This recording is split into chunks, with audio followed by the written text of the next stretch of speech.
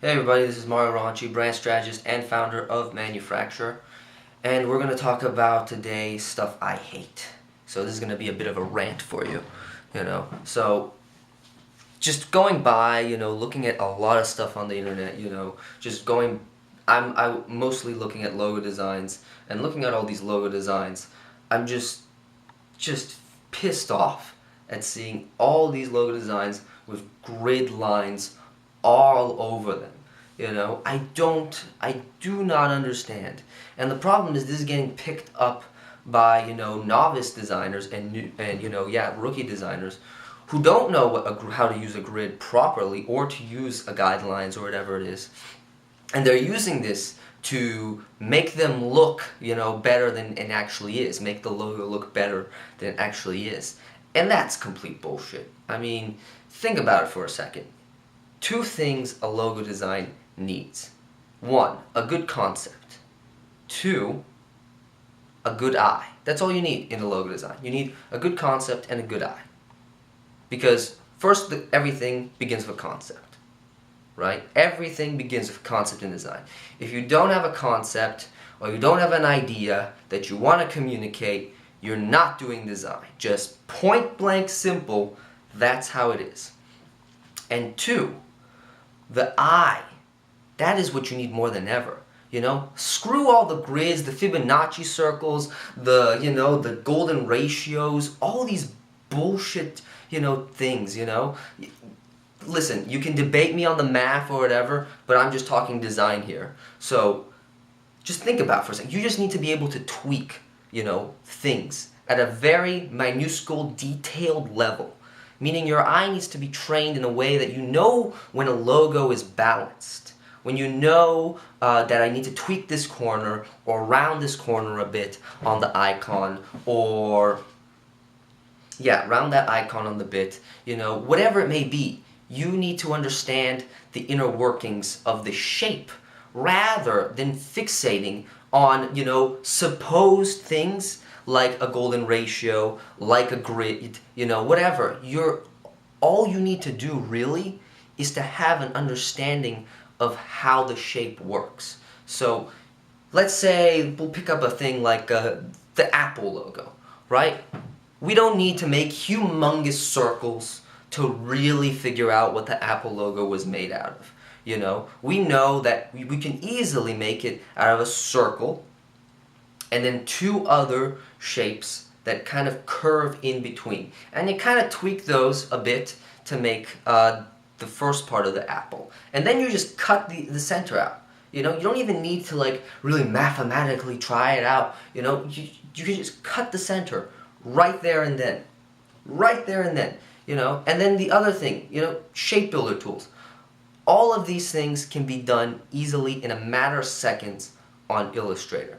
The more we dissect the simplified logos, the more complicated they seem. But they're not complicated at their base. They are detailed, they have details in them, meaning they are known to be balanced, tight, clean marks, with the designer in mind, knowing how it works, how the whole thing works. Because in logo design, it's not about math, but it's about, is the logo balanced?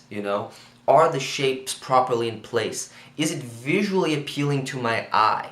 Rather than, putting out, little lines and grids and then measuring the thing and saying, oh, supposedly is that, right?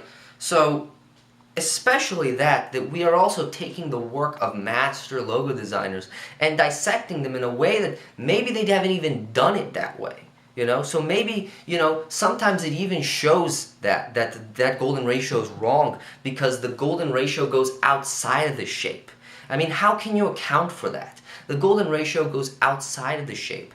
And if it goes outside of the shape, then maybe, just maybe, your theory is wrong. Maybe the theory of the golden ratio and the grids and the rule of thirds, all this shit is wrong.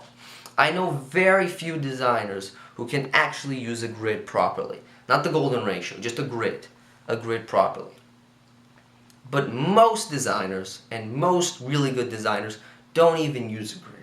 They don't even use a grid because all they've done is train their eye. And you don't need to do that with math. And you don't need to do that with anything else. You, like I said, you just need those two things.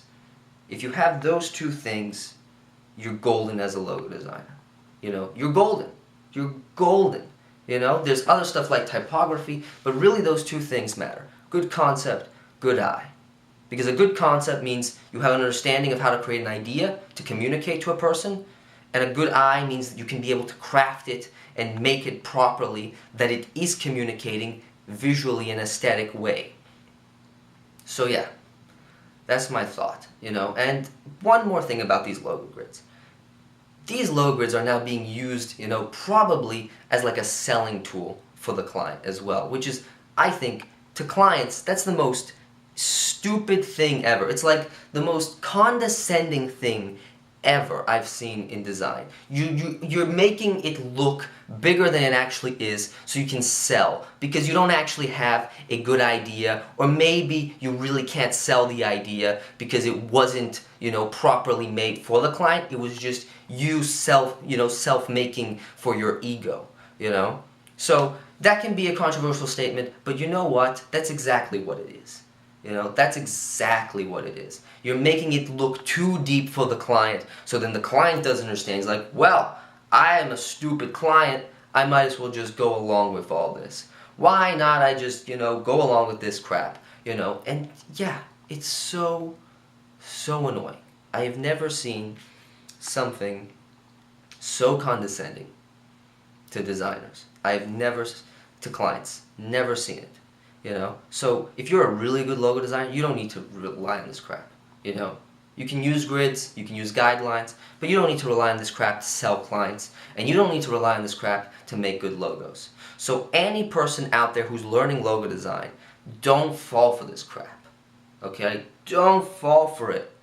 I know it's attractive, I know it looks good, and it looks good on your Dribble profile, and looks good on your Behance, you know, it makes you look like a very important designer person, but you don't need to do this. It's so much more simpler than you think. God, I hate those fucking logo grids.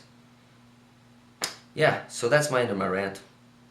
You know, I really had to get this off because this type of stuff I just hate pretentiousness in design, and all this stuff comes across as pretentious, you know, when design can be easily made, you know, to be something that you can make, that you can dissect without, you know, knowing all these complex forms. The most, you know, basic form of math that you probably would need is really when you are going to downsize the logo and understanding how much the size of the logo is going to be affected, and how much can you size it down to the point that it can still be readable in an icon format and in a stationery and on the business card, etc.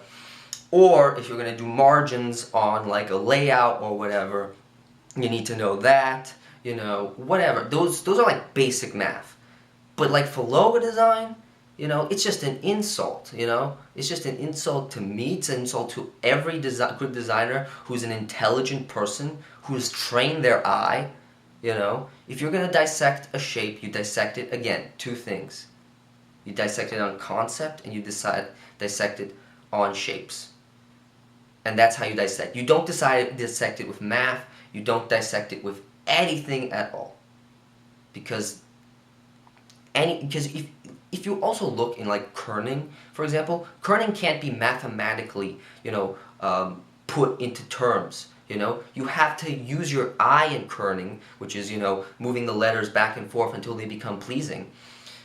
You need to use your own eyes for that. I think more often than not, your eyes are going to be better than your calculations. It's all about what looks visual appealing, and sometimes that thing just isn't math, just isn't logo grids, just isn't anything. You know what? It might even make it look worse if you don't know how to use it properly.